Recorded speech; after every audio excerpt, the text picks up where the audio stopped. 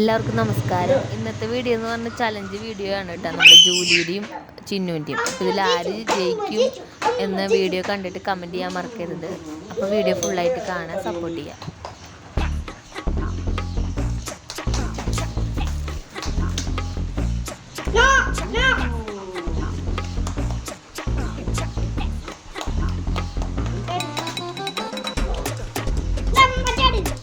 ചിന്നിരാട്